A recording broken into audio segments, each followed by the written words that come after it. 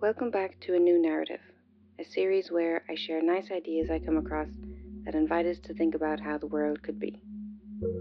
In this episode, I want to share some excerpts from the book The Day the World Stopped Shopping by J.B MacKinnon, where he envisions a world where humans have managed to drastically reduce consumption. He talks about different aspects of consumption, from how we heat our homes to how we travel to just plain old shopping.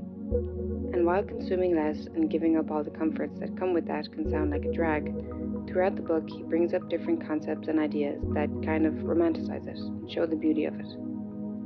The first concept I want to talk about is Wabi Sabi. In chapter 11 of the book, MacKinnon talks about planned obsolescence, which is deliberately designing a product so that it stops working or becomes outdated after a short time, something we see a lot in this day and age. In his proposed world without shopping, there is still a consumer economy, but products are made well and designed to last and be repairable. And while we generally do already have the knowledge and technology to make things well and repairable, albeit at a higher price point, what would really need to change in order for this to be possible is our relationship to things. The trends, fads, and breakages that come with the planned obsolescence that our current economy thrives on has made us accustomed to constantly replacing our possessions, from clothes to mobile phones to cars to home decor. But this habit leads to more fossil fuels burning and more landfills piling up unnecessarily. So this is where Wabi Sabi comes in. It's a Japanese concept that involves, as MacKinnon puts it, embracing the tarnished and stained, eroded and dirty, even the ugly, badly made or incomplete. It isn't a look or a style, but an attitude that finds beauty in the imperfect. This sort of attitude would be necessary in his world without shopping, this new narrative. MacKinnon quotes the architect Adolf Loos, who pointed out that products become truly our own only when they have history and stories behind them. He brings up how we often feel sad when replacing our mobile phone when the time comes, because it's something we use so often and tend to form an attachment to after a few years. But when things are not built to last, or we replace them once they no longer look new or in fashion, we lose the opportunity to form such a force of connection. For this new narrative to become a reality, we need to rethink the way products are made. They need to be better quality, be repairable, but we also need to accept them and not pine for the newest version. And the exciting thing is that this is already happening. The EU has brought in a repairability score system for products. The company Fairphone is mentioned in the book, a company that makes more durable and repairable smartphones and headphones, and I personally am seeing reels on how to mend clothes and upcycle furniture all over my Instagram. This new narrative of Wabi Sabi is already out there, it's just not the main one yet. The second concept is deep time thinking in business. In chapter 13, MacKinnon mentions the 4 mores. Sell more things to more people more often for more money, which seems to be the one and only mantra of most businesses today.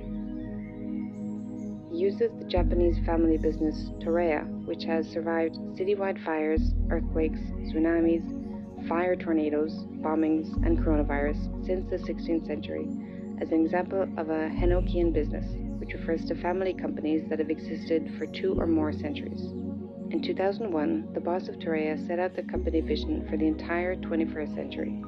In contrast with the 4 mores, his priorities were listed as maximum satisfaction for the customer, reinforcing the Japanese lifestyle and culture, social responsibility, and providing employees with rewarding lives.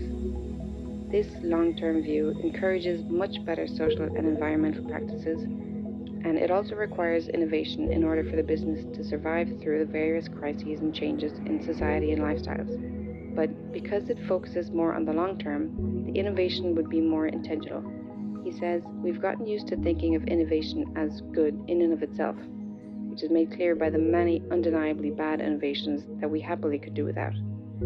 A deep time thinking of business, however, might actually give rise to more genuinely useful and sustainable innovations. And the final point I want to talk about is the war on nature.